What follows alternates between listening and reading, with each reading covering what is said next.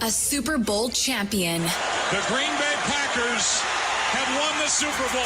The Packers' all-time leading scorer. A game winner for Mason Crosby. It's time for the Mason Crosby Show with Mitch Nellis, presented by Verizon, the official 5G network of the Green Bay Packers. On the Wisconsin Sports Radio Network, powered by the Potawatomi Sportsbook, and on the free Odyssey app.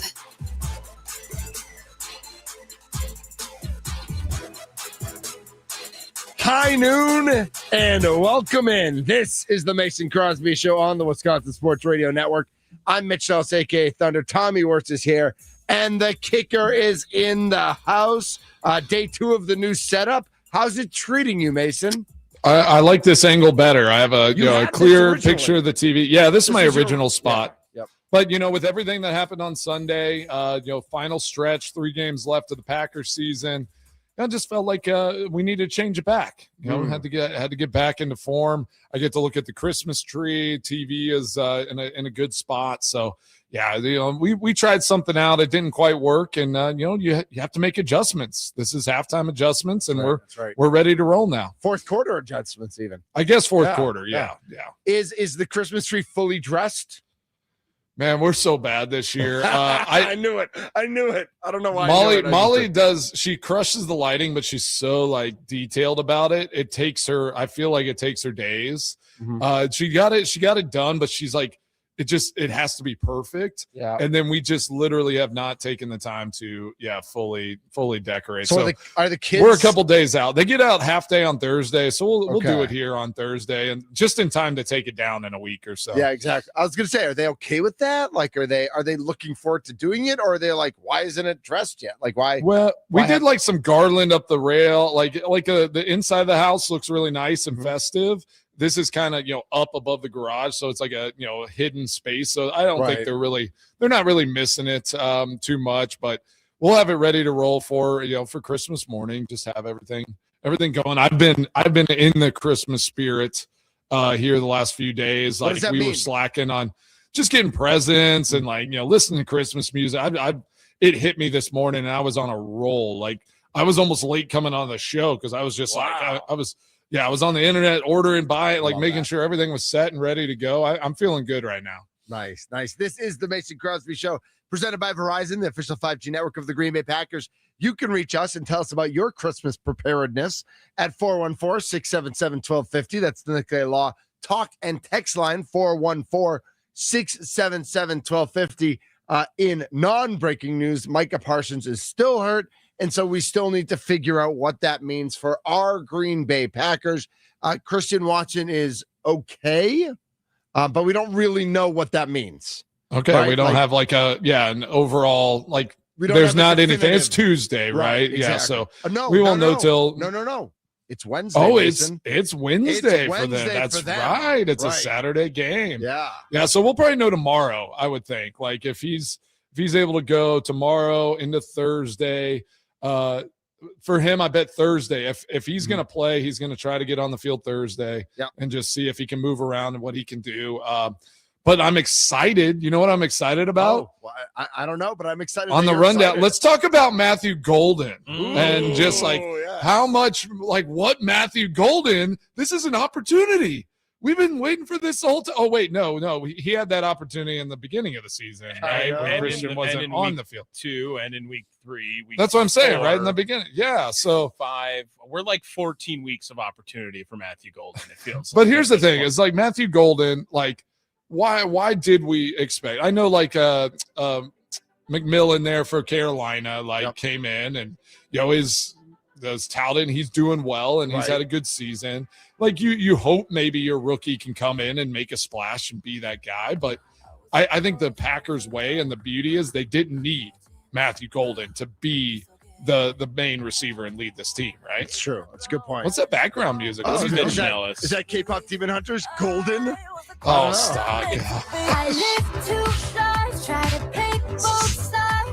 I didn't even know what was happening behind the scenes there. I'm so happy right now. Actually, I do like this one.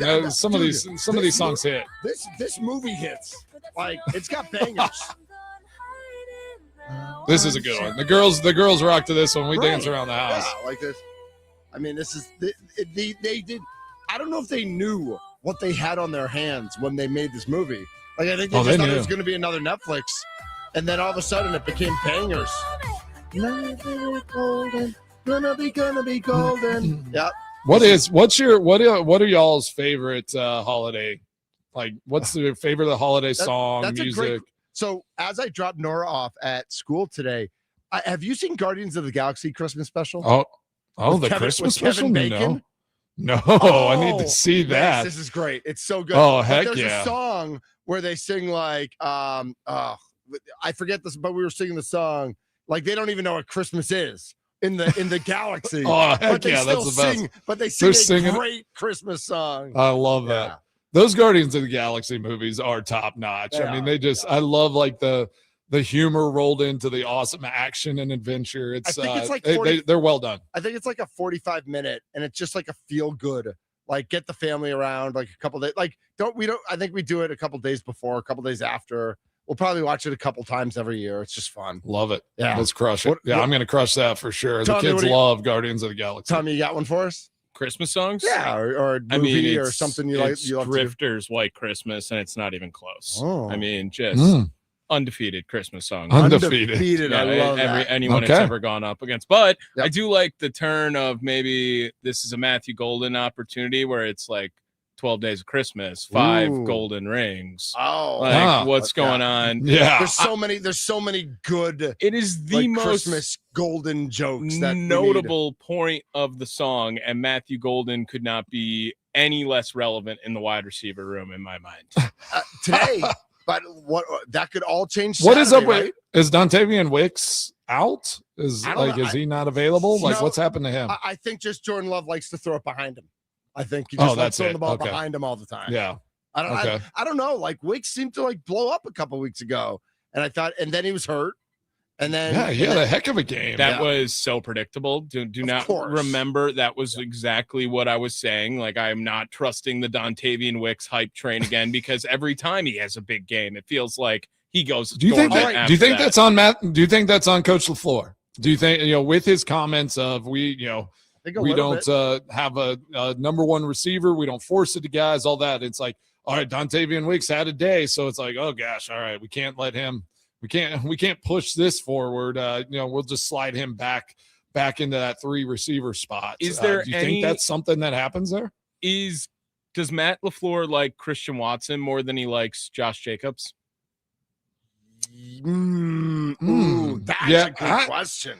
I don't know. LaFleur likes running the ball. I think he likes Jacobs more. But I think he likes Josh Jacobs more. So then it's not Dontavian Wicks' fault at all. It is Matt LaFleur's fault because it's 100%. He wants to run the football, right? And yeah, he does. If there's any offensive option that's available for Green Bay that maybe has more pull in the Packers offense than Josh Jacobs, I would have said Christian Watson. And I don't think anyone else has any leg to stand on in that argument. So if we're all in agreement that I think Matt LaFleur would rather Josh Jacobs get his touches. Right. He'd rather just run the ball. But what happens if Christian Watson can't play Saturday night?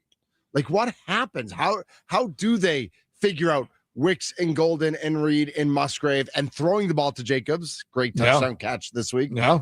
And Brooks and Manny, and like, how do they? They have the weapons. You got to lean on Jaden Reed. I know. I'm worried that they can't open the field. I mean, Musgrave did some good things. The route he ran whenever Love threw him kind of a bad ball and he rolled for the extra yards, like that was a great route. Had that ball been on point. So I do think Musgrave has the ability to get into space and stretch some of these teams because of the matchups that he's going to face against free safeties or strong safeties or linebackers. Like, he is going to have matchups that they can take advantage of. But yeah, it's going to be, again, I think Ryan Wood said it really well, was like, when Christian Watson goes out in a game, it's different. And I've said this before, it's different than whenever you're planning for that player to be out, right? It's like your whole scheme, all the plays that you kind of designed for this specific game, they go out like you're just like searching now whenever Christian Watson got hurt. Now you kind of plan some things. You get some things where it's like, all right, we're playing to the strengths of Jaden Reed if he's our number one, Romeo Dobbs if he's going to get more looks. So all of those things can they get open? Will be adjusted. Yeah, 414-677-1250. The Nicolay Law Talk and Text line. The phone line already blowing up. So let's jump right out to Jeff in Superior. Jeff, you're on the Mason Crosby Show. Well, hello, gentlemen, and Merry Christmas to you, and Happy New Year to you and your families. God bless you. And absolutely, Jeff. Absolutely. Same to you, Jeff. Love that. Love that. Thank you. Thank you. You talked about the idea of being in Wisconsin for Christmas and what it means. Well, I worked on a number of dairy farms throughout the state, Milwaukee County, up here in the north part of the state. And I got to tell you, my favorite time when I was milking cows was around the Christmas season because, Jesus was born on a farm, and I'm kind of a mystical Christian. I mean, I'm Catholic, but I always loved milking cows like on Christmas Eve because Jeff, I don't want to play devil's advocate, but a devil does live in hell where it's warm. Wasn't it cold? Wasn't it what wasn't? I mean, I guess when you're in a barn, it's shielded from the elements, but I have to assume did you embrace the elements? Yes, I did. And I always made sure I had a backup plan if there was, a need, the power went out or we got stuck in the snow or whatever. So I always felt secure on a farm. There's a lot of things you can do to adapt. But what I wanted to say was the animals feel it too. I mean, sure. Your soul can love those animals, and you look at the manger and you see a little spark of light in your eyes. It sometimes feels like, God is really shining on you. And that's what I love about Wisconsin. There's a lot of beautiful people here that have a big heart, and we're intelligent people, but we know when to be silent and respect the holy night. All right. Now, Jeff, I got to ask, are you a Packers fan? Absolutely. I'm a shareholder. You bet. There you go. So how do you keep that positivity that you clearly have for life and for the Christmas season? How do you feel about that with our Packers right now? Oh, my heavens. I look at the fans. I look in their eyes. I look at their joy. I look at their feelings. They're happy. The kingdom of God is a joyful place. And when Keyshawn Nixon intercepted that pass and, we won that game, I mean, everybody was so happy, and it was like bigger than life. I mean, we are meant to enjoy life and feel happy every day because, we're saved, we're redeemed, and, Jeff, we have a lot to be be about. Jeff, hey, don't lose that positivity. Somebody bottle that. Remember those good moments, and don't dwell and hang on those negative ones. I love that. Thank you, Jeff. Merry Christmas. Yep. All right. Jeff drops off the line. You can jump on 414-677-1250. What a jolt of positivity. Yeah. He's just up there in the milking cows, in a manger. Just you'll feel like I love it. Yeah. I mean, his imagery, that was great. So now I don't know what Tony in Texas is going to say. Oh, is Tony on? I'll drop him. He had milk in a manger ready to go. Relax. But I'm just waiting for the next Packer fan to call and be like, season's over. I'm so mad. I hate everybody. Well, at least he's not a Cowboys fan. That's right. Tony's in Texas. You're next up on the Mason Crosby Show. 414-677-1250. The season is over, Mitch, but I want to talk about this Christmas music stuff.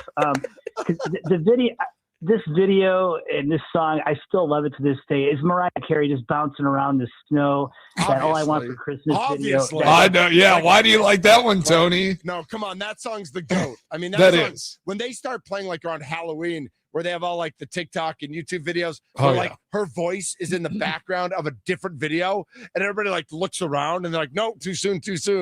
Oh yeah. Don't want a lot. It's I love it. You're right, Tony. I mean, come on. That's one of the all-timers for sure. Hey, I saw I had a date once. I went to see Mariah with Lionel Richie, and Mariah. Whoa. And it was in July. Mariah played that song in July in concert. Dude, you play that if you're Mariah Carey. You have to. Yeah. And I assume you also got some Lionel Richie dancing on the ceiling, right? Right? You got some dancing on the ceiling.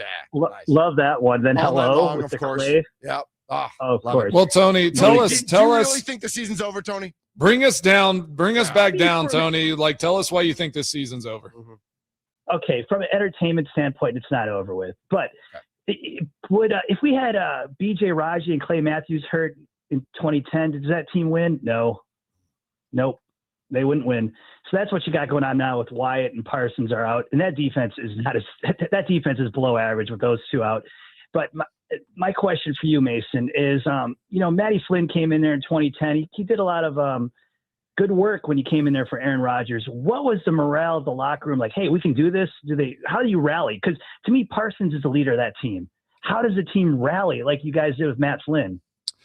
Yeah, I think you got to look at and like Parsons is going to be kind of getting his knee ready to have this surgery and all that. Like, I think it's a galvanizing moment where you put your arms around him, you go and you make sure that you kind of keep feeding off of his energy. You don't lose that player just because he's not on the field doesn't mean that he's gone.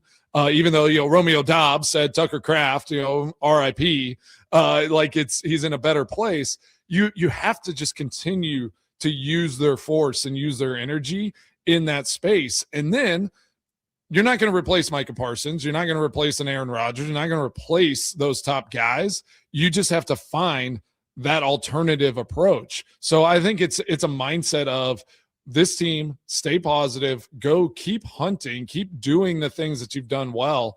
And by committee, find a way to adjust with life after Micah Parsons. If this team, woe is me, we can't do this without Micah, the season is already over. But I don't see that happening up there. I think there's a lot of high energy, positive, motivated players in that locker room. The talent, though, that are going to shift this thing. Mason, the talent level drops off, Mason. I got a quick. That's where your coaching better come Mitch. up. Hafley better get his mind right because he's got a task ahead of him. Quick question for Mitch and Tommy. If Malik Willis was in there and Jordan Love was hurt, but Micah's playing, don't they have a better team than what they got now? Was this team considered considered a contender with you, Tony? I don't know if I agree with you. Was this team considered a contender before Micah Parsons? This year, going into this season, would you have said this team was a contender? Looking in. Honestly, outside looking in. Outside looking in. I agree. Yep. Outside looking in. Top 7, 8? Maybe that's not good enough. And Malik Willis, and then getting Micah Parsons, but having Malik Willis as your quarterback, where would you have ranked this team? I think same. Still outside same. looking in. I'm with you, man. I'm with you. I think you need all your pieces. You need all your pieces to come together. But until that 4-game winning streak, we were looking at this team again as an outside looking in team with Micah Parsons there. So we can look through this whole season and say that there were moments where we thought this team couldn't lose, and then there's been moments where they've just looked average. So I think that's unfortunately the issue with this team in general right now is the consistently inconsistent play that they've had throughout various points of the season. Any given Sunday, any given Saturday, this Saturday. Exactly. Amen, brother.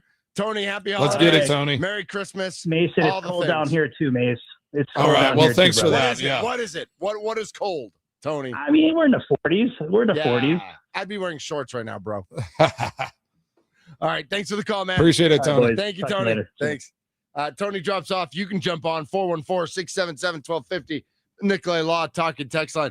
Man, there's, I think right now, literally, Packers fans are, we talk about the Giannis spectrum where people are trade him now, get everything you can for him. Obviously you can't because he's hurt, but in general versus keep him forever and everywhere in between.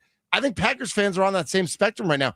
I think there are some Packers fans who are like, well, you got to play the last 3 games and maybe they get hot and maybe there's another injury for another team.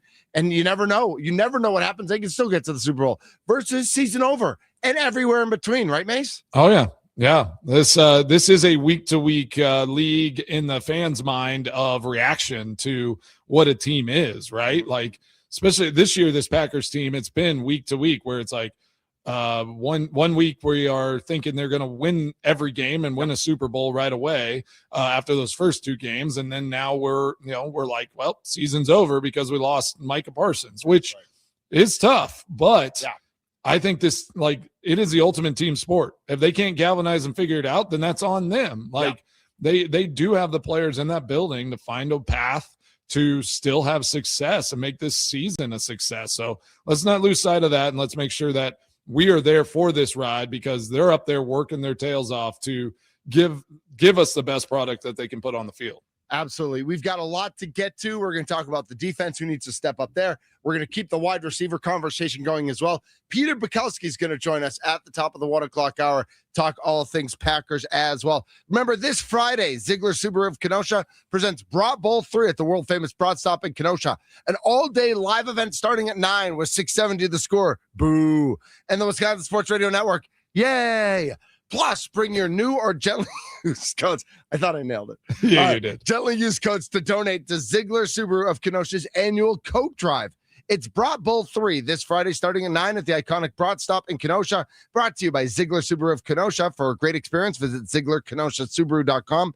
And by Siding Unlimited, visit SidingUnlimited.com for their honest price guarantee. All I want for Christmas is Mason Crosby. This is the Mason Crosby Show. All right. Things get weird. Yeah.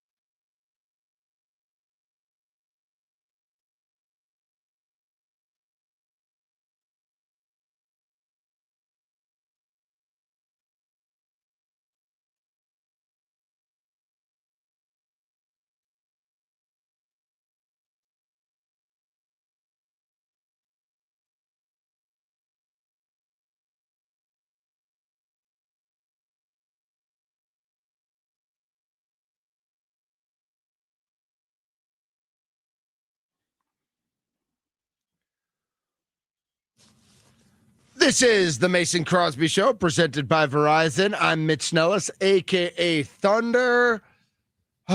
9 days away, 8 shopping days. Man, Christmas is like, I feel like, wow, Christmas got here. Like, this was quick, I feel like. Yeah, how have your first few days of Hanukkah going? Hanukkah's gone good. We had the little block party on Sunday night, last night. I don't know if I share this. My mom was in the hospital for a couple of days. She's okay. It was more preventative than anything else, but she's got some stuff she's dealing with right now. And I brought her home to our house yesterday. She got discharged yesterday. Nice. So we got to do a little Hanukkah with Bubby. Booby? Yeah, Bubby. Oh, I like that. So that was nice. And so it's, and then like my younger daughter's in a concert like every day. Ooh. Like she was in one last night. She's in one today during the day. She's in one tomorrow evening, Thursday evening, and then Friday morning. It's a lot. That's a lot. Yeah. That's wild. How are you supposed to get basketball practice in if you're in a holiday concert every day? That's what I want. Exactly. Yeah. Sports are more important. Exactly. How's basketball going for you, Mace? They were a little unfocused last night. They get out of school on Thursday, like half day. Wow. I feel like there's just a lot going on.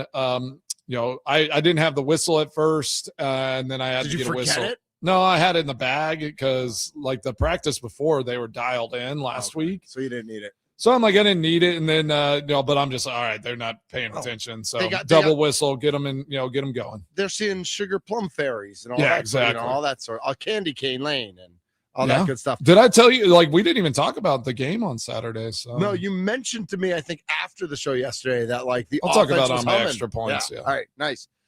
This is the Mason Crosby Show. We're talking Green Bay Packers. If Christian Watson's healthy, what do you expect? What do you expect if Christian Watson's not healthy? And we'll get to the defense as well. Tommy, maybe you can. You're our IT guru when Ed's not here. Do you remember when we started being on YouTube? We would see like people's like YouTube names, and now we're seeing like they're like real weird, like their names have changed. That's like, just because some people posted their name different ways. Okay, because like that person's name is weird. That's why it looks like that. Got it. Mm-hmm. So Brett-K6V. Yeah, chimes in, which he probably has a much cooler name actually on YouTube. I'm gonna guess. But his name's Brett. I bet his name's Brett. Yeah. He says the back was considered a contender before we got Micah. No reason that should change. I don't know that I buy that, Mace. Like I think Division North or North Division, NFC North, playoffs, like Super Bowl. I think there were some hopefuls out there, but Micah took them to that next tier where it was like, all right, they're one of the top 4 teams in the NFC. They have a really good shot at chasing this thing down. I'm still not sold that they're not one of those teams. I mean, this is the time of year teams are dealing with injuries. I mean, you can't say anything like the Eagles, what they did to the Raiders, that doesn't even count. Right. What the Bears did to the Browns, it's the Rams beating the Lions. I mean, the Packers did the same thing in Detroit. So, I mean, it's one of those where I think this NFC is still it's tough at the top. And regardless of injuries, it's going to be a tough road for whoever ends up representing the NFC in the Super Bowl. So just strap it up, get ready, let's go. I mean, I want to bring this up because we're talking about Christian Watson, Matthew Golden, all that.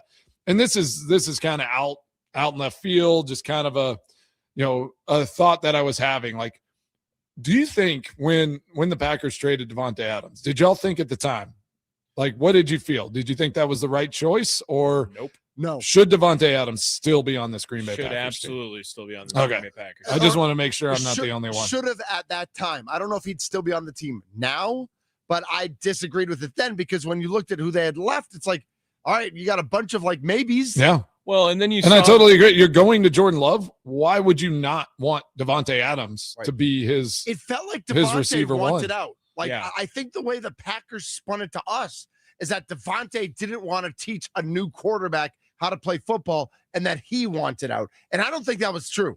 I think that's how they spun it to us. It was not true. Okay. I think he wanted to play with his friend in Oakland, Vegas. Right. Well, sure. Everyone wants to play with their friend, but he you got to look at the Packers and think like you have a better chance to win than going to Oakland with your buddy.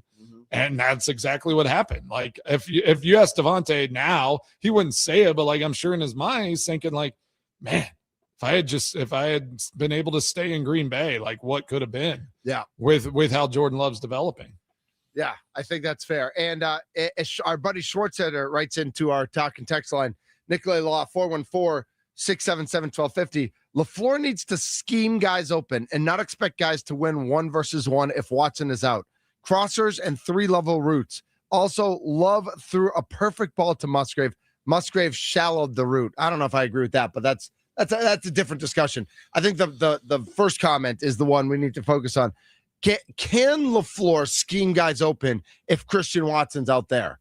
Like are the guys like whatever he schemes, are the players good enough to get open if Christian Watson isn't opening the field? What I think of with this is Matthew Golden's biggest draw coming out of college was his speed, right? He had the sub 4.3 40-yard dash. Let him be the stretcher. And I don't know why Matt LaFleur wouldn't go look at Detroit and copy everything Jameson Williams does and implement that for Matthew Golden. You saw that game when Amon-Ra went out. Yeah. It was Jameson Williams starts on the right side of the field and his route ends on the left side of the field, or vice versa, the entire game. He did no streaks. He did no curls. He didn't nothing along those lines. It was all crosser routes that you knew he was faster than everyone else on the field, and he looks like it every time. And it doesn't feel like the Packers have tried to implement that down the field at all. It's always been, hey, here's a little quick screen to Matthew Golden. Let's see what he does with the ball in his hands. Yeah, sometimes it doesn't feel like we're doing enough like levels types routes where it's like you have an underneath a guy over the top and like, somebody maybe deep posting where everybody's almost going the same direction. And it's like Jordan Love just kind of gets to, choose his path. Whenever I'm playing NCAA or Madden, I just run shallow cross all day long. Like that has to work, right? It works in the video games. Why can't it work in real life? Remember Kurt Benkert? Whenever we had him on, he's like, they should get gamers to teach these, these play callers how to actually scheme up a game, because they clearly know what they're doing, in the video game space. But it's true. I do think scheme plays a part. I think you got to get these guys. Just who you have on the field, you always have to find a way to put them in the best position to be successful. And then it's up to Jordan Love to find the right guy. That was going to be my next question, or my next point for you, Mason, is that, so if that happens and Watson's not out there and you got the right scheme and you got Dobbs and Wicks and Golden and Musgrave, and how much do you trust Love to go through his progressions as opposed to, as we've seen, fall in love with Dobbs for a game? Can I say something with this? I don't know. Can you? Is there anyone on this Packers team you trust more than Jordan Love right now then? I trust Josh Jacobs. I definitely trust Josh Jacobs. Yeah. So to ask a question about trust with Jordan Love, I have no one else on this team better to trust in my mind. But I don't know if I trust him. Like I don't know that I trust him to make the right reads when Kraft and Watson are out. When he doesn't have his guys in? Right, just because we've seen it. We've seen it all season. We've seen it for 3 years. Like he falls in love with a guy and he forces it to that guy. He doesn't go through his progressions. And then nobody gets open, and then it's a mess. I think trust is a big issue up there right now. Like like we said it at the beginning when they were kind of going through some stuff, losing games. Like it just doesn't feel like trust is a big factor in what's going on in the Green Bay building all the time. Man, not that we can't trust Jordan Love. I'm saying, like, does Jordan trust his pass protection? Does he trust his he threw the ball receivers 40 times last week? And it didn't go well. Yeah, because they abandoned the run game in which they only had 12. So what point are you making about this? Which I thought they shouldn't have abandoned the run game. So what is right? So where's the trust? Whose fault is that? So we got to put that on the play calling. I agree. I think it's the same thing. Like Jordan Love, it feels like you hear once a week where it's like, oh, he missed this guy over the middle of the field. I get that. But he also was the only reason the offense was able to move anywhere until Josh Jacobs had the 40-yard run. I mean, Josh Jacobs had 73 yards of offense on the rushing game, running, and 40 yards came on one play. That's not a productive day. No, it is not. Right. And Jordan Love was the only reason the ball was going up and down the field. But that doesn't make me trust Jordan Love more, because if he's part of the process, he's part of the solution and part of the problem. Like that's great about Josh Jacobs, but Jordan Love's part of that. But and then again, first half Green Bay Packers completely different than second half, right? For the most part, right? In all these games, these last 5 games, like when they needed Jordan Love to do something at the end of the game, and yes, the offensive line was horrible, and Christian Watson was out, but Jordan Love also couldn't get it done. Right? It was collective. I think we cannot be the best ability as availability people, and then when Jordan Love loses, everyone say he didn't come through. No, I'm not saying Jordan Love is a problem or is an issue, but he didn't came through. He didn't lead them to a touchdown, right? Maybe if his defense would have committed one of the 3 turnover opportunities they had by dropping interceptions in the game twice on 4th down. Well, you're saying exactly what I'm saying, though. It is a team game. Yep. Football is the ultimate team game, so you cannot pin anything on one person unless it's the kicker, right? We can all agree on that. The kicker is the problem if they miss the kick. Michelle in Green Bay, give us a call back. Michelle called in, but I don't know. She had to go get her. She got tired of our back and forth. She had to get her wreaths or something. But I mean, we can't. Yes, like the Denver game, you got to look at. It's a collective issue of all things. Mm-hmm. Like, didn't get interceptions when you had your hands on the ball. Like the one Valentine had on the sideline. Like you got to catch that ball. Like Bo Nix basically just gave it to you. McKinney doesn't get the one. Then Micah gets hurt. And then it's Christian Watson, they slightly underthrown because Jordan Love got hit as he's releasing it, couldn't step all the way into it. Like, this is an ultimate team game, so you can't hang your hat on say this is one person's fault. There are some things where you're like, gosh, in those critical moments, like what are the play calls to get that team moving the ball like late in that game to give yourself an opportunity to go score? Like, I just didn't feel. I think my issue always is the creativity in those moments. LaFleur. You don't have to do anything. You don't have to do trick plays, but it just doesn't feel like you're doing anything that is going to get a defense off of their doing what they want to do.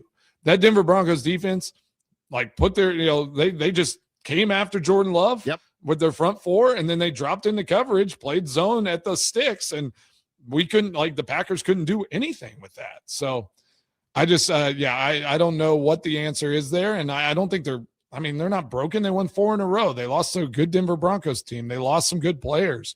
Like this Chicago Bears game is going to be fun. It's so important. And they have to approach it like an early playoff game. Like you got to go and you got to attack this game with everything you have, and not just for 2 quarters. It needs to be the full game, and you just got to unleash it on the Chicago Bears team. 414-677-1250 is the Nicolay Law Talk and text line, 414-677-1250. Before we get to break, let's sneak in Ken in the Falls. Ken, you're on the Mason Crosby Show. There's no sneaking me in. You just can't sneak me in. All right, you want to go back on hold, and we'll get you after the break? No. That's up to you, fine, bro. No, it's all good. It's all good.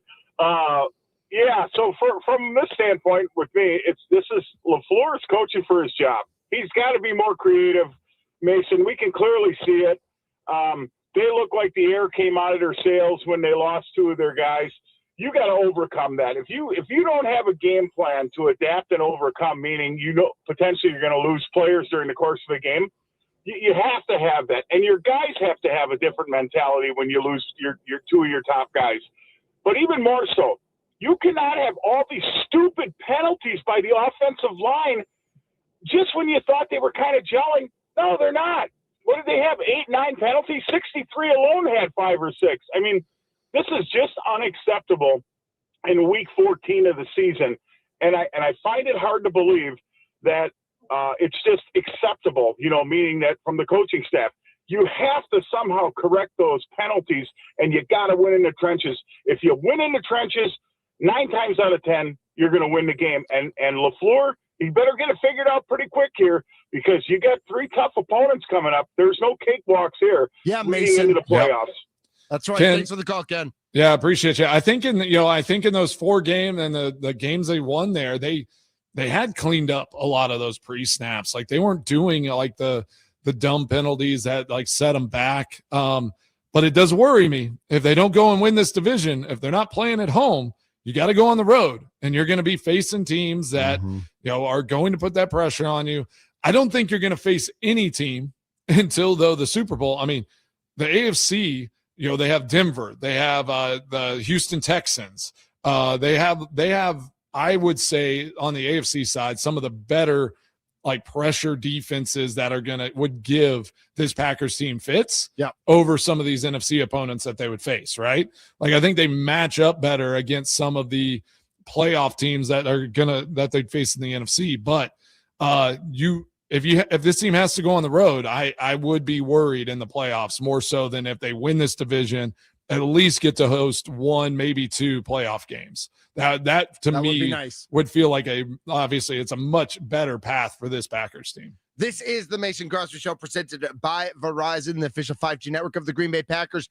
The Nicolay Law Talk and Text line, 414-677-1250. You can give us a call or shoot us a text. You can also find us on YouTube and Twitter. We are streaming live. We are 3 very handsome gentlemen right there at WI Sports Radio, both on Twitter. The video is live, and on YouTube, the video is live as well. This is the Mason Crosby Show.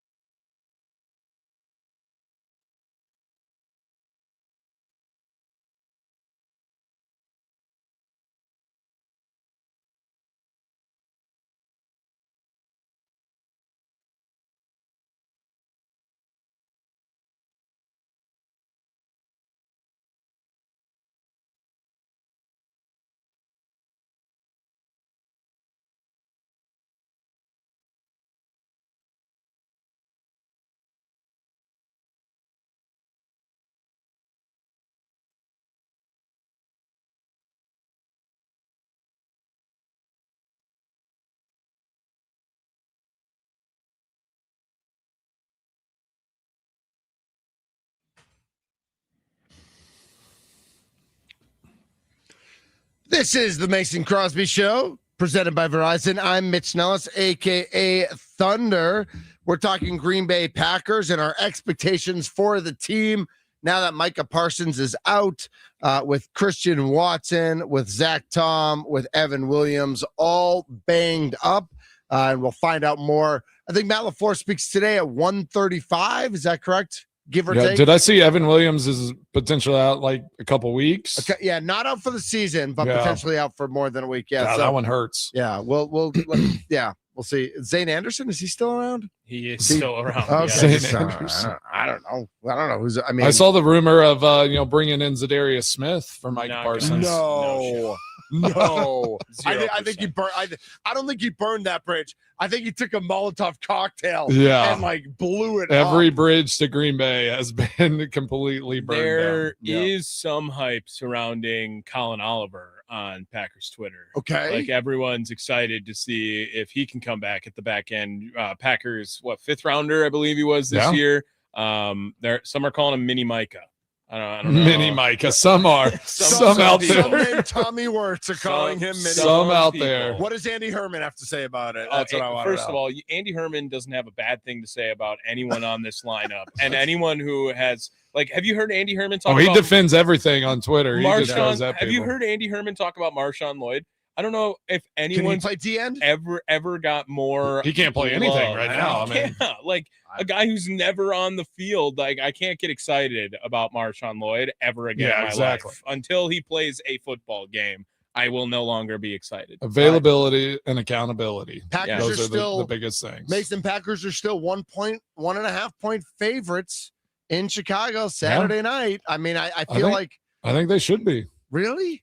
Yeah, I'm not as down on this. But I'm I get it. But I've been in buildings when guys have, big name guys, players go down. It's like, I'm just used to a mindset of you just adjust and you find a way. Like there's never and then I think on paper, like this Packers team, and again, to Tommy's point, with Jordan Love, this team should be better than the Chicago Bears.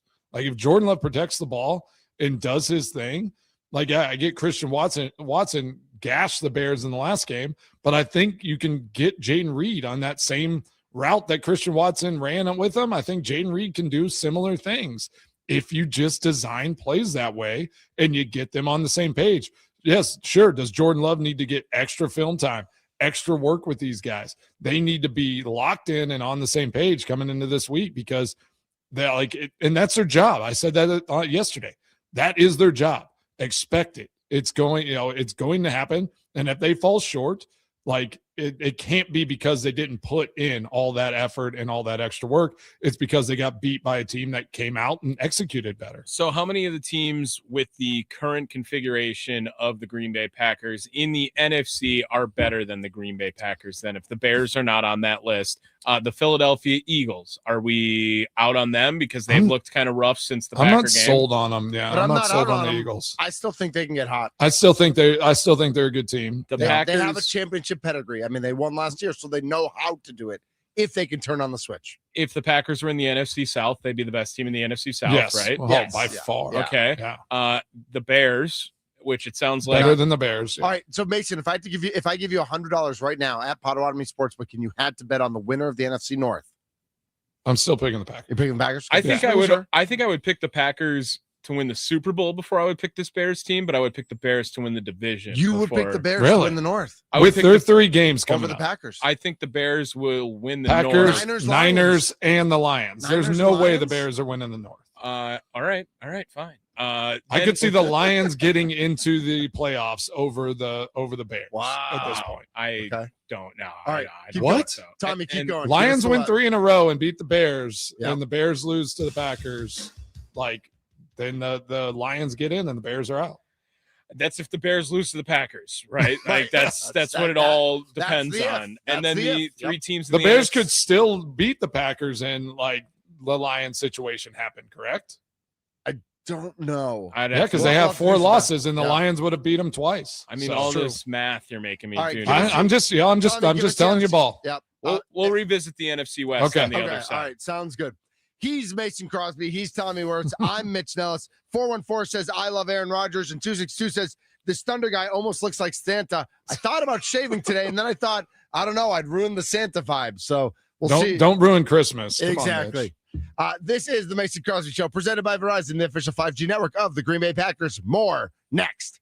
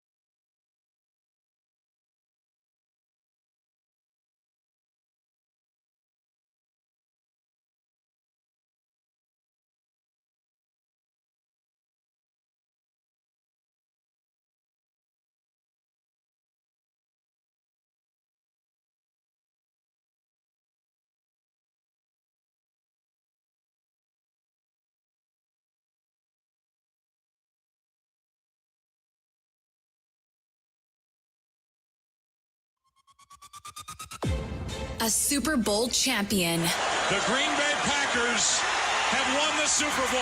The Packers' all-time leading scorer. A game winner for Mason Crosby. It's time for the Mason Crosby Show with Mitch Nellis, presented by Verizon, the official 5G network of the Green Bay Packers, on the Wisconsin Sports Radio Network, powered by the Potawatomi Sportsbook, and on the free Odyssey app.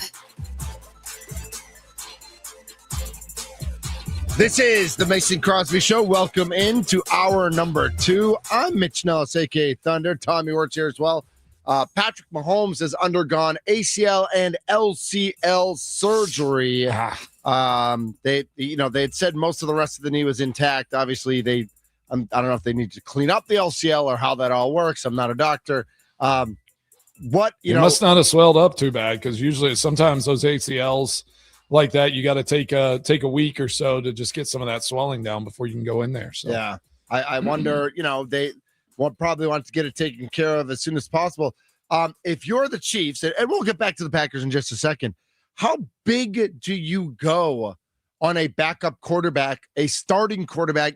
Let's say Mahomes can come back in the middle of October. Let's say he's going to miss 6 games. Yeah. How important is it of an organization? Now, the Chiefs might be on the ending of a run there, of their window. Huh? You draft Pavia. You draft Pavia. I love it.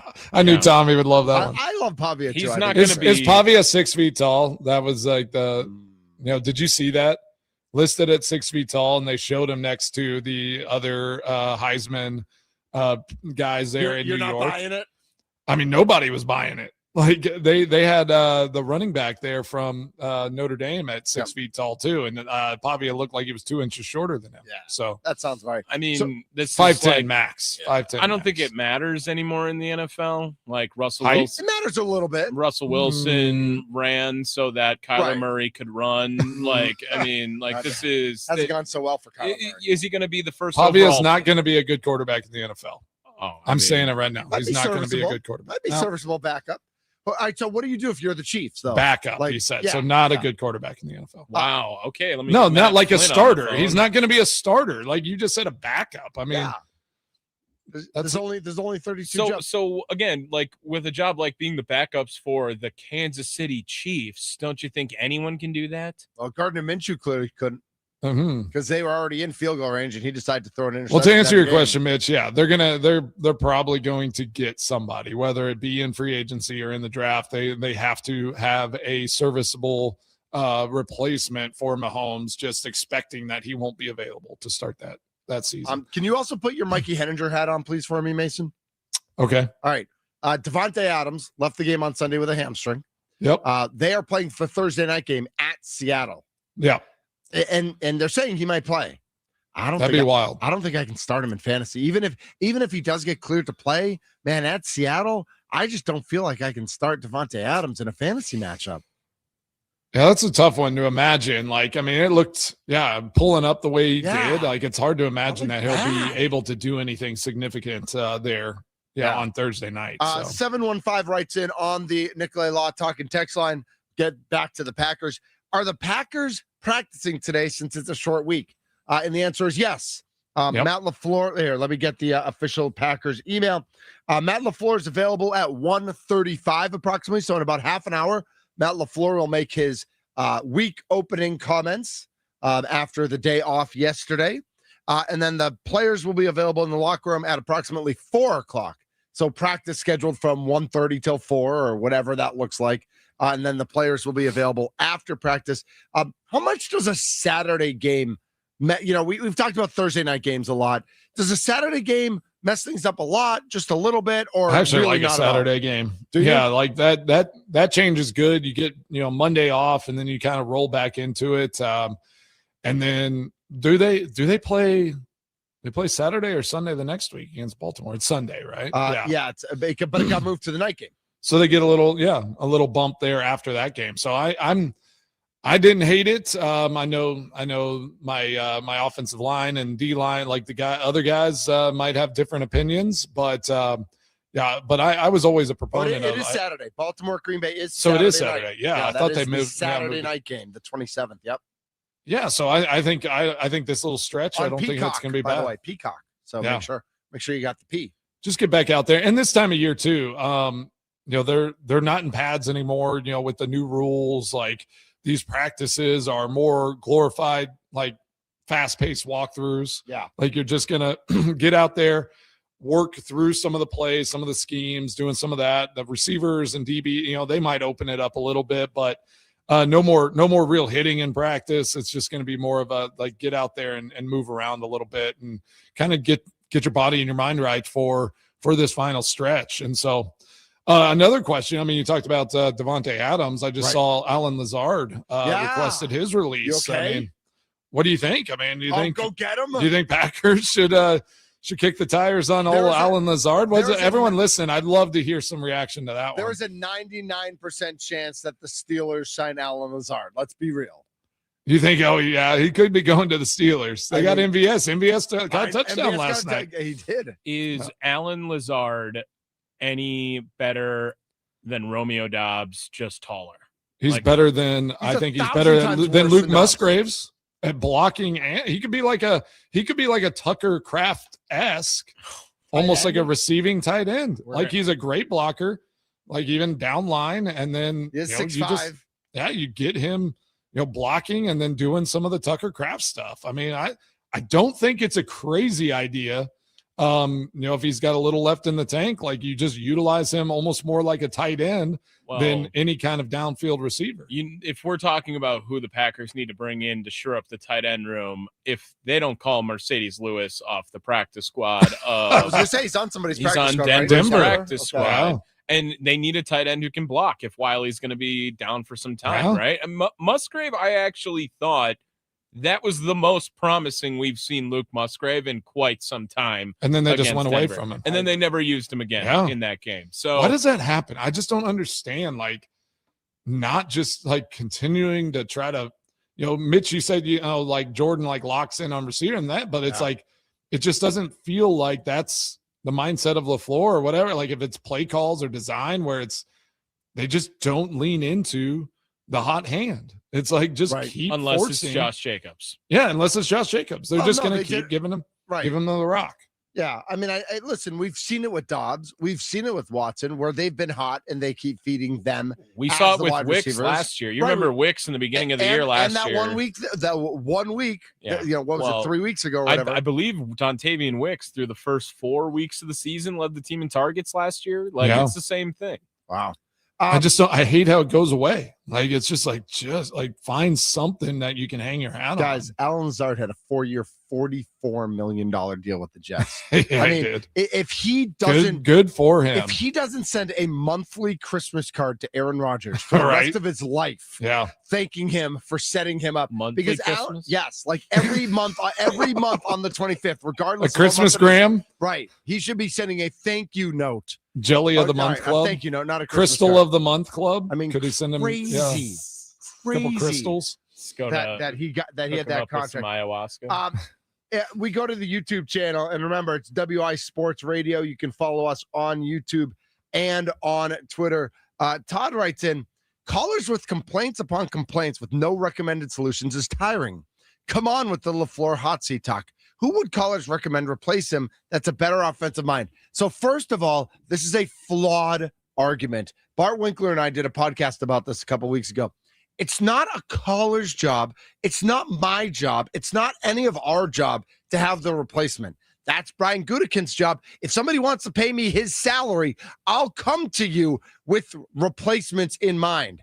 My job as a fan is to react to the team as a fan. And if fans are reacting that they don't like LaFleur's play calling or don't think he's being creative enough or isn't scheming guys open, that's okay to have that take without a replacement in mind. Now, with that said, I don't think people are being overly hard on LaFleur. I think we know that if Watson's not out there, especially, this offense is challenged to put together drives, to put together big plays, to really be able to do much. We saw what it was like without Kraft. Now, if they're without Watson, this offense is in trouble. Well, and I think even more so, I think that LaFleur talk gets completely backburnered until the middle of the year next year. Like, now how do you judge him when Tucker Kraft is out, Christian Watson is out, the offensive line has lost 3 different members this year as well? Now, I think that his is that not how you judge head coaches? Is how they handle like not having all of their best players and how they adapt to that? I think that you get a much better judgment when the personnel is up to 100%. Don't you think that's only fair?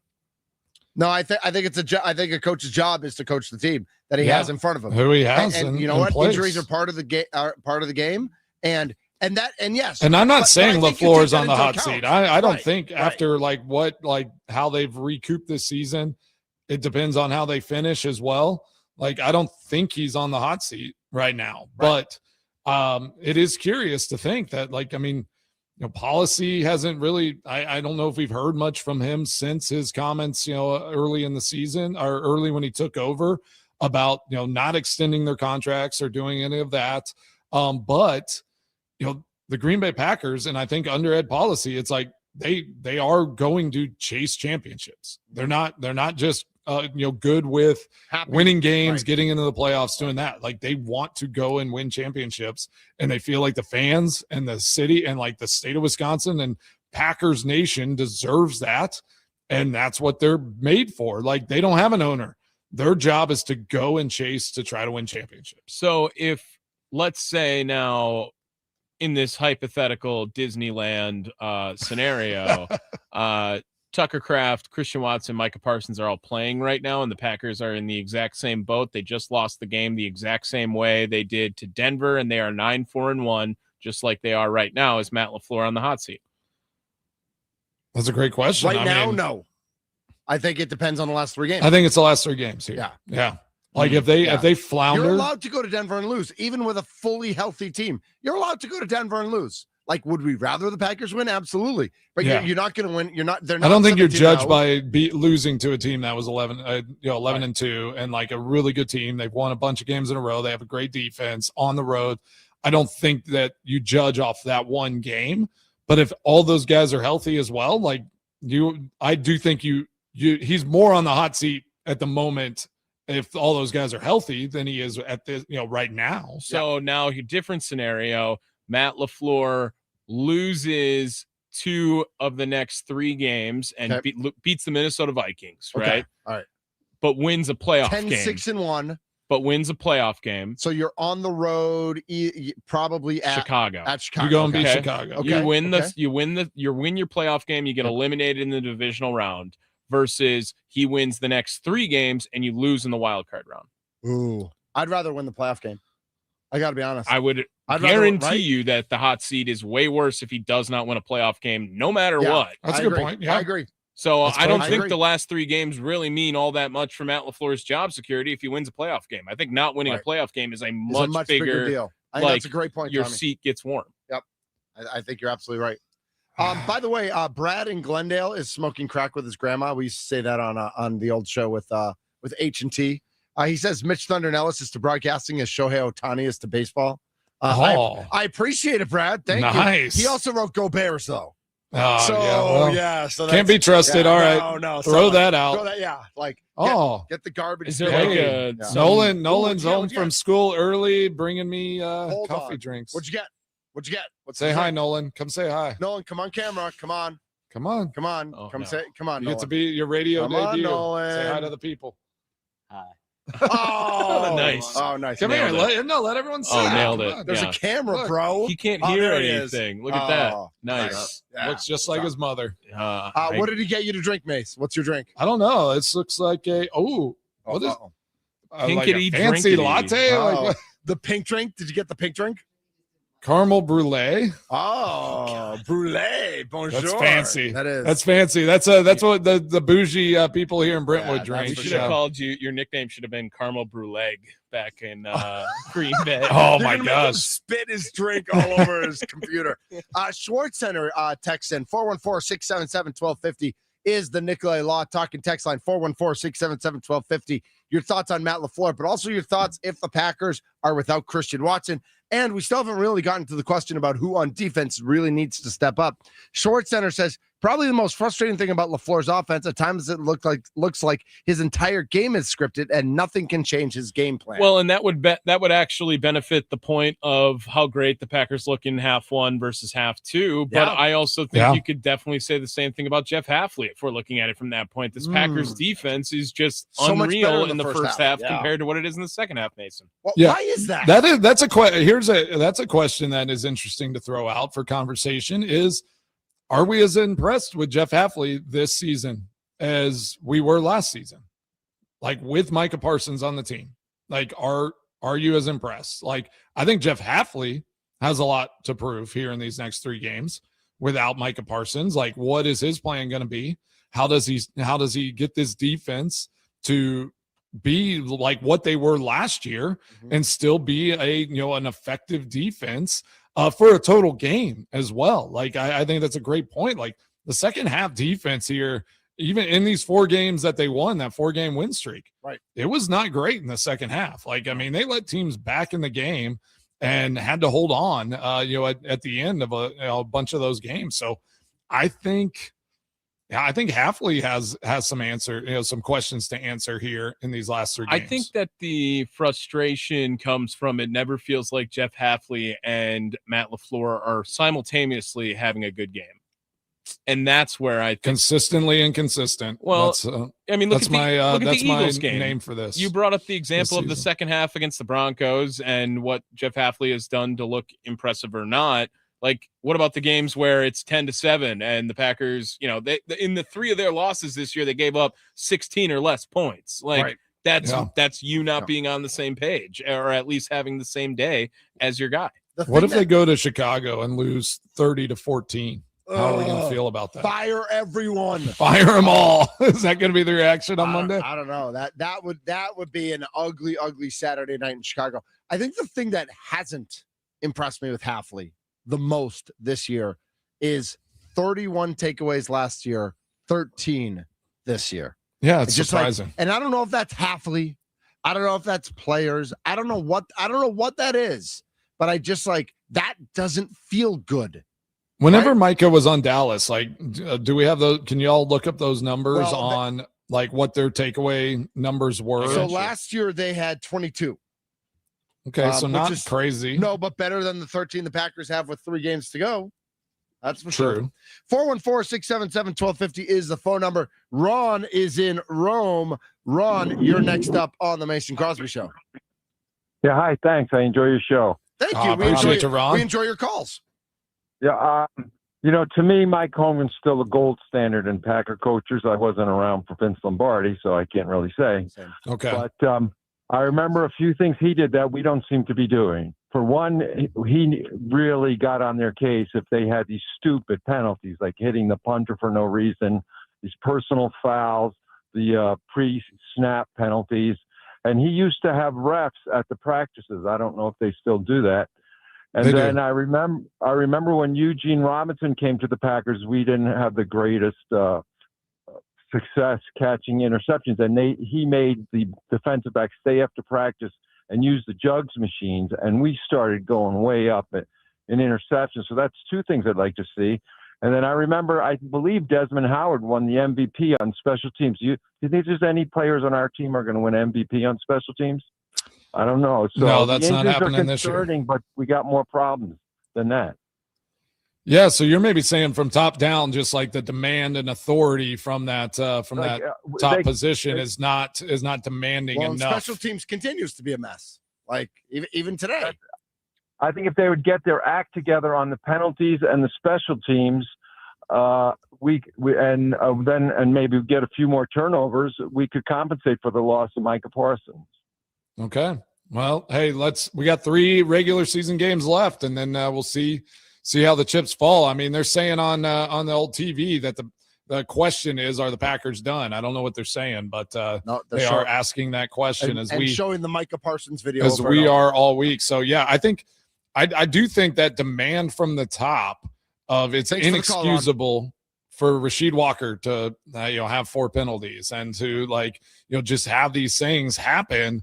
I don't know if that's coming down from the top, from an authority position where it's just do do the players there in Green Bay, it's a different era of football. I don't think you have the yelling and screaming coaches as much, where it's like that's not what motivates or gets guys. Like fear is not a motivator in the current sports world in general, right? Like all these guys are making so much money, they're doing everything, they're their own brands, all this stuff. But there has to be a healthy respect of, all right, this authority figure, we respect that enough that we are going to do things the right way. If we don't, then we might have to have a little fear that we're going to be gone, or that this isn't going to be, this is not going to be good for us. Or could lose their job. And I don't know if that's the case there in Green Bay. Has it got too cushy up there? I think fear ruined Rasheed Walker's Packers tenure. From that game, the Broncos game. Well, I think even before this game, he's had a way down season compared to what he had, and I think it was because he had to live with, is Jordan Morgan going to take my job this entire time? Then he should have just lost his job. I understand. I just think that if that ruined his tenure, then he's not strong. Why is Rasheed Walker so much worse this year when he was last year? Why? Because the only thing that changed is the guy next to him on his right and the guy that was behind him in the depth chart. Yeah. So I guess it's also then like in that mindset, like if you allow fear to be like a motivating factor, if it cripples you, then it's, that's what it was supposed to be. Right. Also, just another point on this. Does anyone know what Aaron Banks sounds like? Have we heard him talk at all? Ever? That's true. Once. Yeah. Like you're a guy that just got paid more than all this money. Anyone else, and I don't think I know what your voice sounds like. See, that's a tough thing. Is he a leader in that building? Those offensive linemen, those big guys need to be those vocal leaders. That's the easiest position to have guys that like take the front, step out, like say things to coaches, do things, because they are just a presence and people will stand behind them. I hid behind offensive linemen all the time. Yeah, I mean, it's like push them. Like we have like little Clementine or Cavapoo and our bigger dog. She hides behind him and like makes him do things. It's like, just get those big guys out there. We had Josh Sitton, TJ Lang, it's like Bakhtiari was loud. Balaga didn't say much, but he was a angry human being and just like was there. And like everyone was a little scared he might go off. So I think those big offensive linemen are definitely an important piece to this program. I will say you do see him defending his guys on the field quite a bit. Like he is a guy that's like putting his face mask in another guy's face mask to get a guy out of the way. And it hasn't led to any like personal fouls, but something along adjacent to that. I will give him credit on that point. But again, if this team is still searching for leadership, and now we've been asking for that for 3 months into this season, and the top leaders continue to get injured for this team, to bring it back, like it goes to Matt LaFleur. And I think it's tough to judge if he's expecting leadership out of guys that aren't able to provide it anymore. And if there aren't guys, the next man up mentality isn't necessarily all talent with this Green Bay Packers team. They don't need talent step up. They need leadership step up. Well, we had Mike McCarthy on, remember? Interesting. And like what his point was like, I tried to just get out of the way. Yep. And let my guys in that locker room lead where we were going, right? I don't know if that's not LaFleur's approach. But also, if they're not leaders, you need to step in a little bit and motivate and figure out a way to get some of that leadership out of them. If you don't have the natural leadership in that locker room stepping up the way you expected it to. 414-677-1250 is the Nicolay Law Talk and text line. We've got some great comments on our YouTube channel at WI Sports Radio. Coming up when we come back, he's Mason Crosby, Tommy Wirtz, Mitch Nellis, a.k.a. Thunder, here as well. This is the Mason Crosby Show, presented by Verizon, the official 5G network of the Green Bay Packers. When's 6G coming?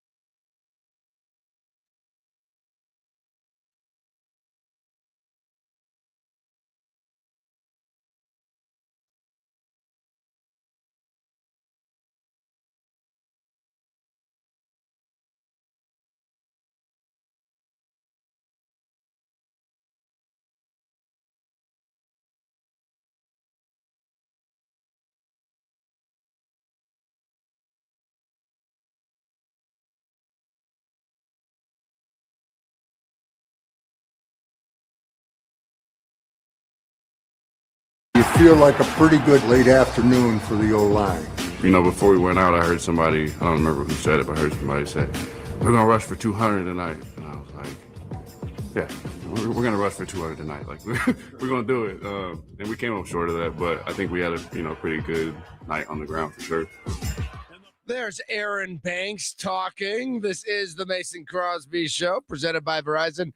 He was talking after the Bengals game when I don't remember what the stats were in that game, but they were trying to run for 200 and didn't get there. But see, he had a smile on his face, a little chuckle, sitting down there with Rock, Larry McCarron. There we go. Yeah.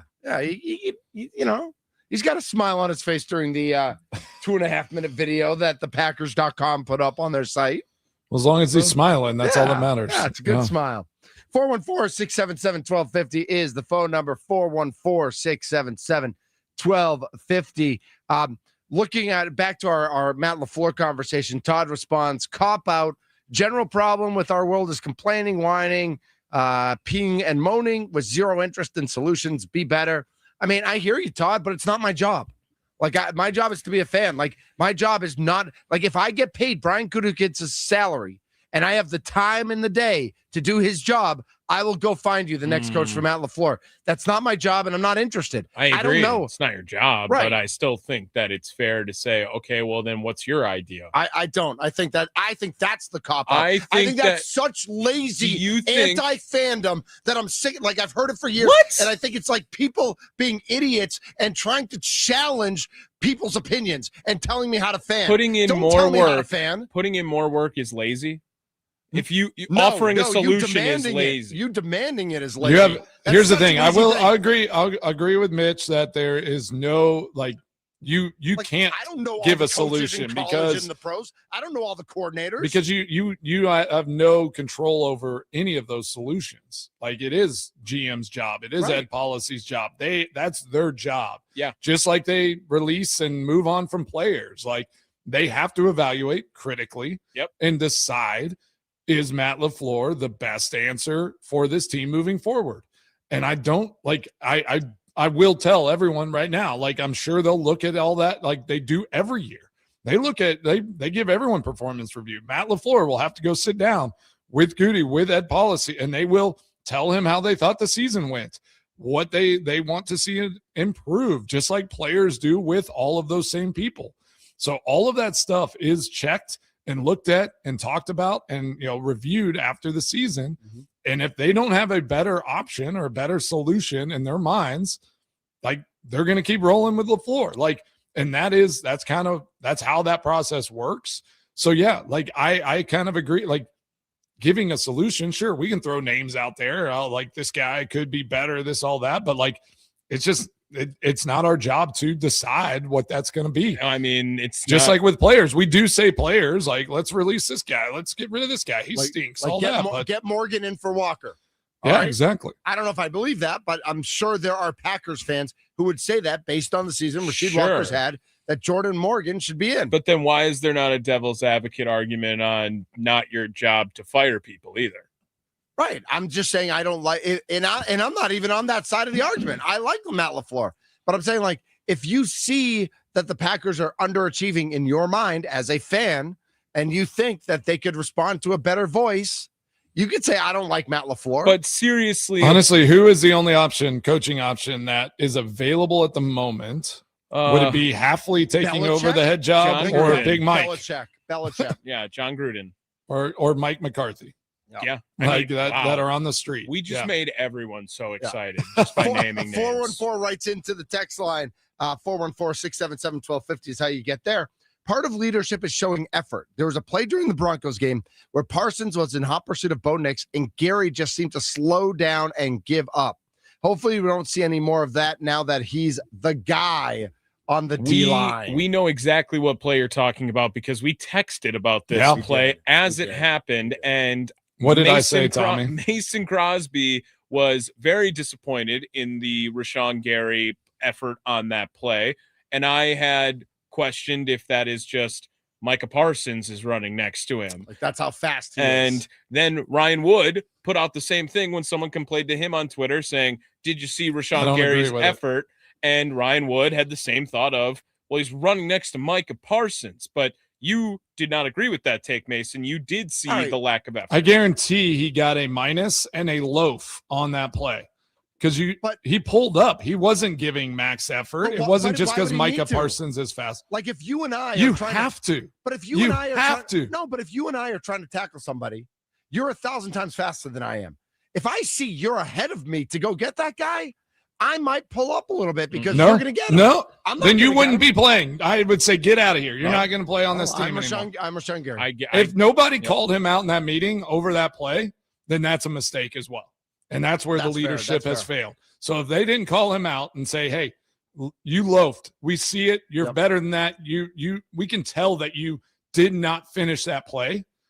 Like if they didn't call him out, then they're dropping the ball there at 1265 because like our best teams, it didn't matter who you were. Yeah. Effort is something, and I say this to my 8-year-old daughter's basketball team.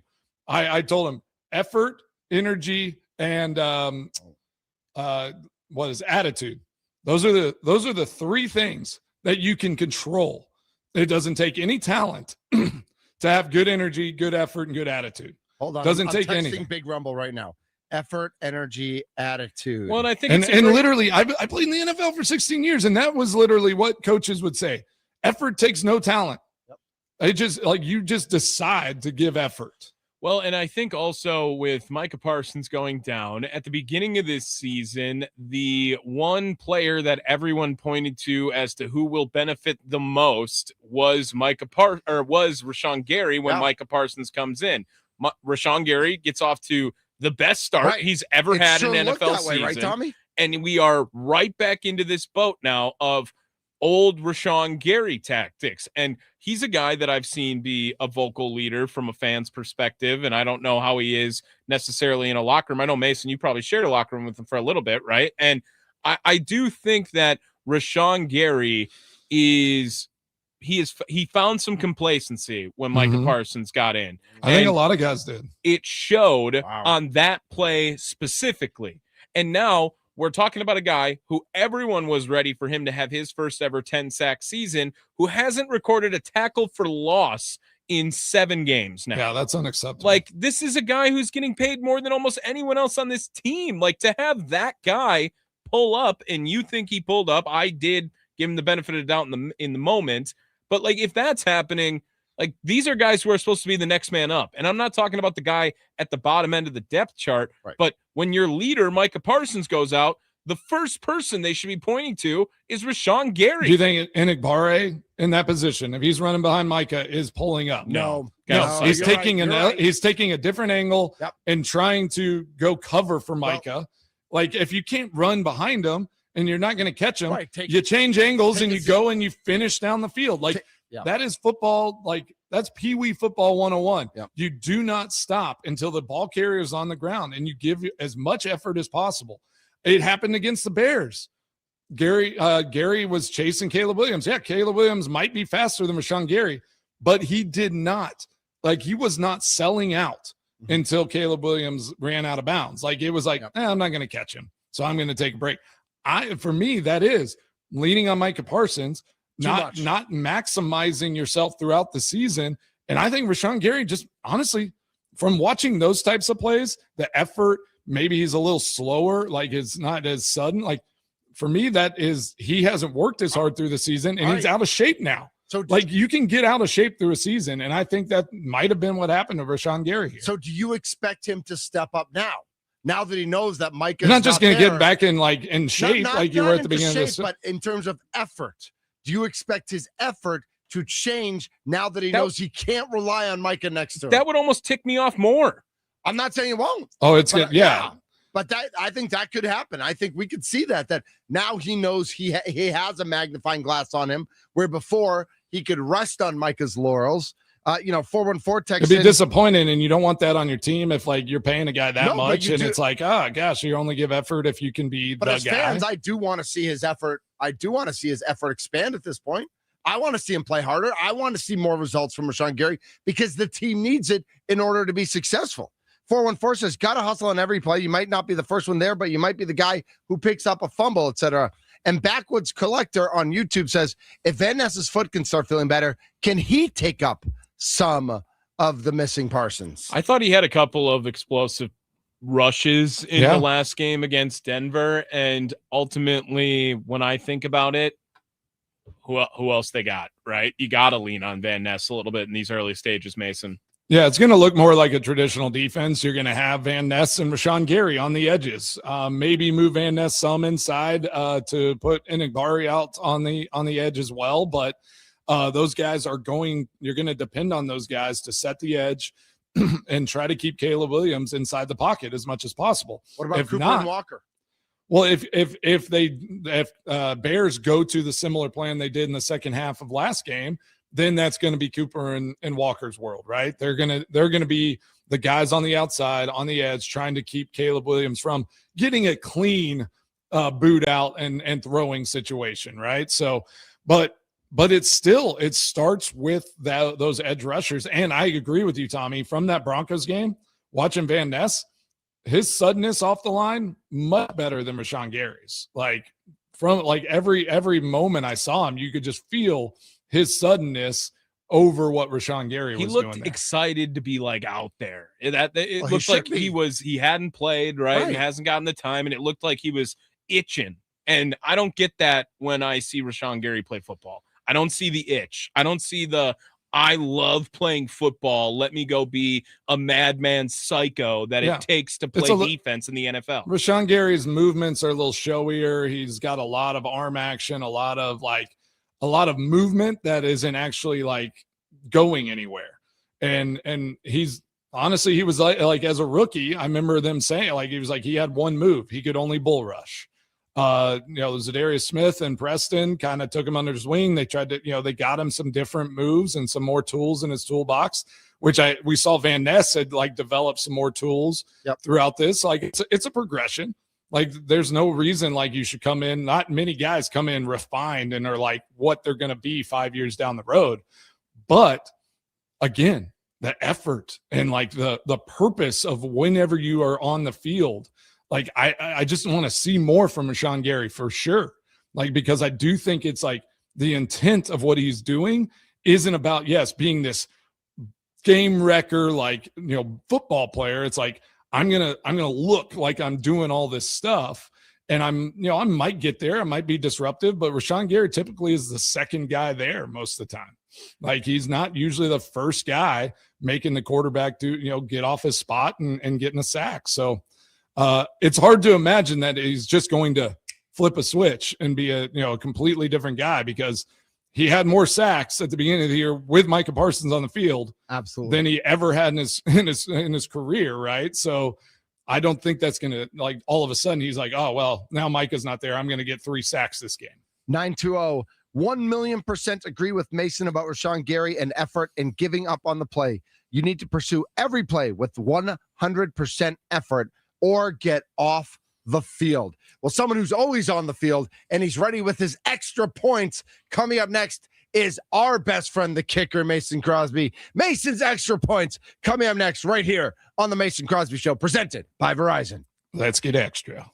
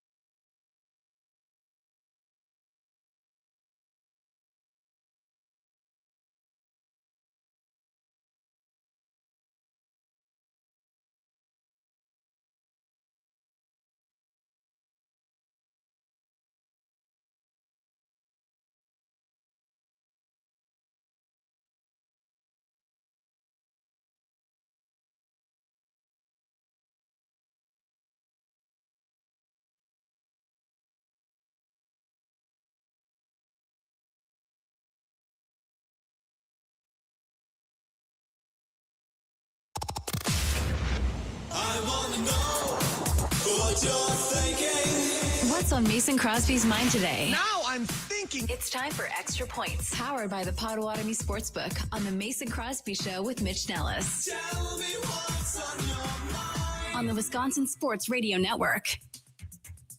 All right. Hey, great show today. I think we're moving into Bears week. We've dealt with all the stuff. Now they're practicing. The team's getting on the field. It's time to see what life without Micah Parsons on this Packers defense is going to be like. I know. Energy and effort, guys. Energy, effort, and attitude.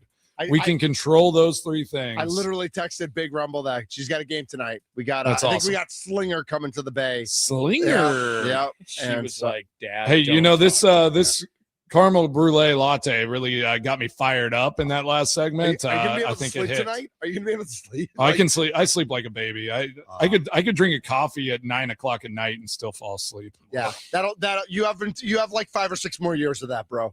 Just so you know. Does it change? It does. Okay. Oh, I could drink a 2-liter of Mountain Dew 5 years ago and go right to sleep. Oh gosh. And now would you do that? You would drink a 2-liter? No, Mountain not Dew? since high school. Okay. But I would have a coffee. I would have a coffee at 8 or 9 at night, and or 10, like right before bed. And I feel like sleep it's kind of a breakfast, like a dessert type thing. Yeah, a little you get dessert, like a coffee cake aperitif, if you will. Yeah, now we're talking. No one's had Mason, I don't know if you have this on your radar.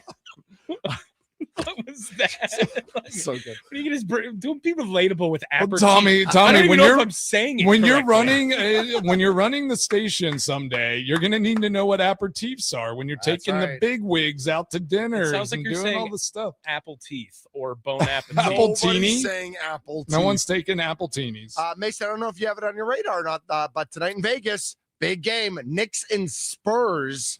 Wemby taking on Brunson. It's a battle. It's a pretty. Well, it's a give me the nice, Spurs. They have they have that foreign connection. I'm with you. know? And they beat the Thunder.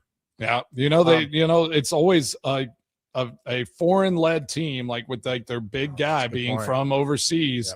Yep. They always dominate the NBA Cup. That's just how it works. It's a European style tournament. So I know these games don't count for our picks, and I probably am picking and you should go the other way. I like the Spurs, and I love the under because I think in this game the teams actually try. Like, remember the Bucks? You want this one to count? Well, remember last year, like they beat each other up. Yeah, like it was like 96-81 or something. These finals go hard. Yeah, so I think they're going to go hard on D. So it's 234. Ooh, is the over under. So I kind of like that under. All right, hey, put it in, lock it in, Tommy. Yeah, lock in the over, that's one of Tommy. Mitch's tips. Lock in the over. Lock it in. Lock it in. Because go to Potawatomi right now. Lock in the over on that. If you're not familiar, Mitch Nellis is 2 of 16. 2 and 16. Yeah, He's lost 18 bets. Not good.